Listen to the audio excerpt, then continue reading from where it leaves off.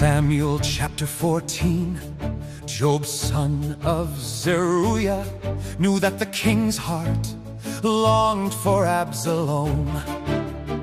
So Job sent to Tekoa and had a wise woman brought from there. He said to her, "Pretend you are in mourning, dress in mourning clothes, and don't use any cosmetic lotions. Act like a woman who has spent many days grieving for the dead. Then go to the king and speak these words to him." And Job put the words in her mouth. When the woman from Tekoa went to the king, she fell with her face to the ground to pay him honor, and she said, "Help me, your majesty." The king asked her, "What is troubling you?" She said, "I am a widow. My husband is dead. Your servant had 2 sons. They got into a fight with each other in the field, and no one was there to separate them. One struck the other and killed him. Now the whole clan has risen up against your servant. They say, hand over the one who struck his brother down, so we may put him to death for the life of his brother whom he killed. Then we will get rid of the air as well.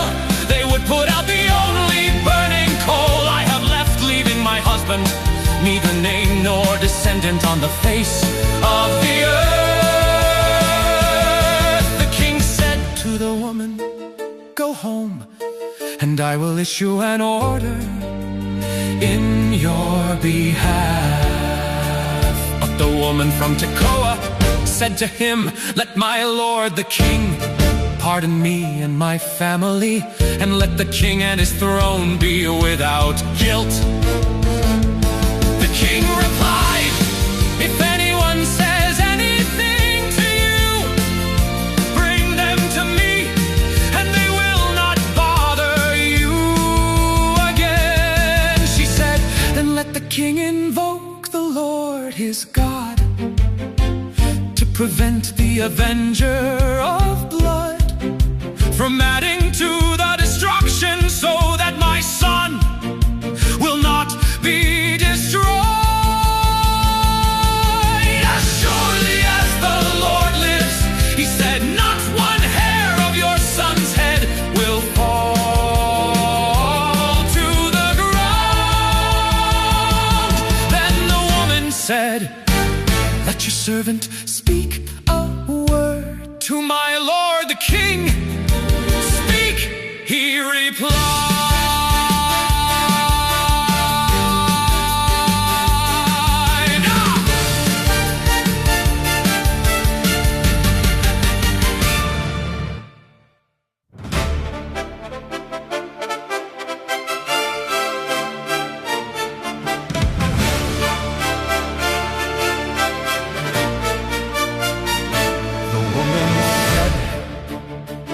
"Why then have you devised a thing like this against the people of God?" When the king says this, does he not convict himself? For the king has not brought back his banished son.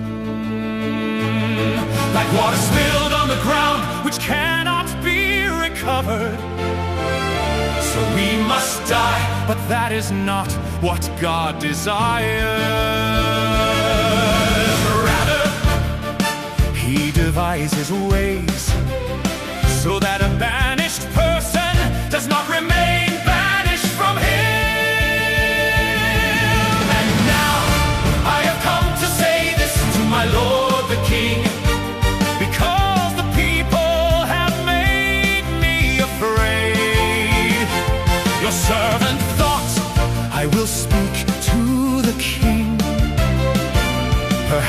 will grant his servant's request.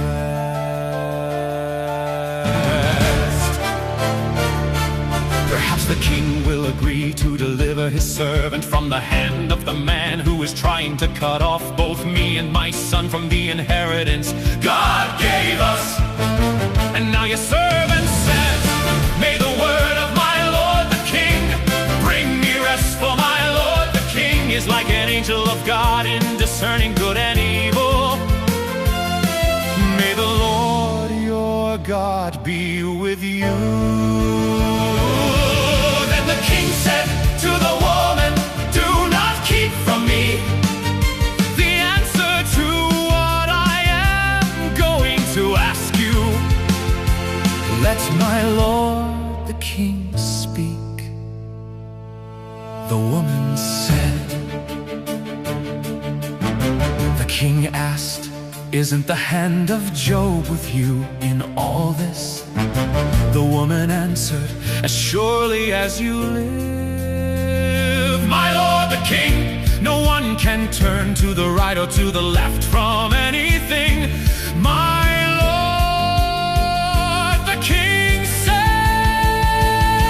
yes, it was your servant Job who instructed me to do this, and who put all these words into the mouth of your servant.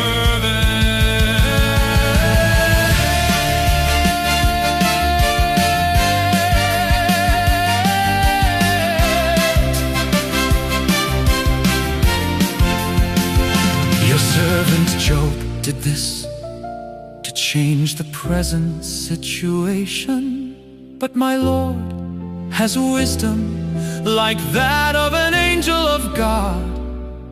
He knows everything that happens in the land.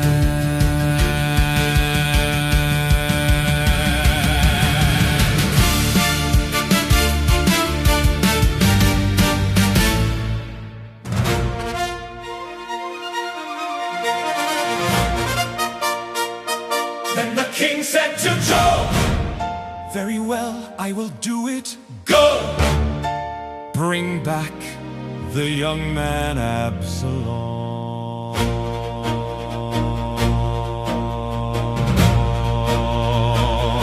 Job fell with his face to the ground to pay him honor, and he blessed the king. Job said, today your servant knows that I have found favor in your eyes, my Lord the King, because the king has granted his servant's request. Then Job went to Geshur and brought Absalom back to Jerusalem. But the king said he must go to his own house. He must not see my face. So Absalom went to his own house and did not see the face of the king.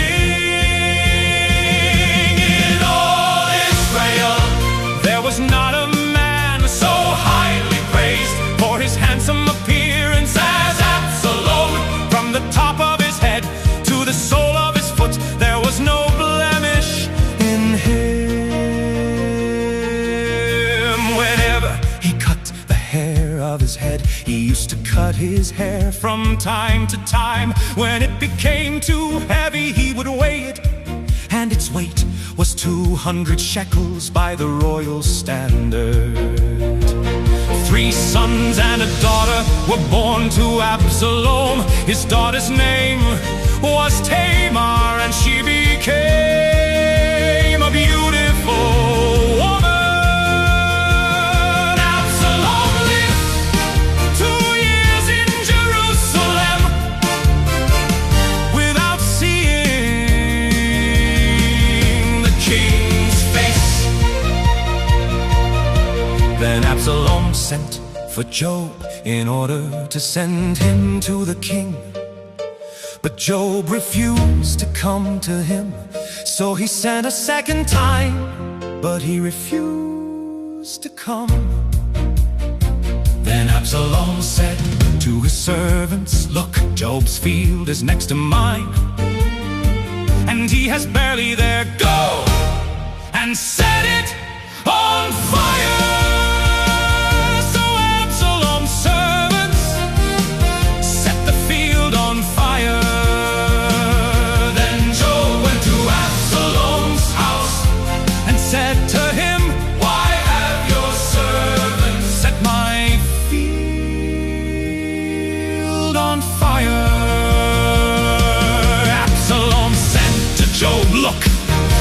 sent word to you and said, "Come here, so I can send you to the king to ask, why have I come from Gesher?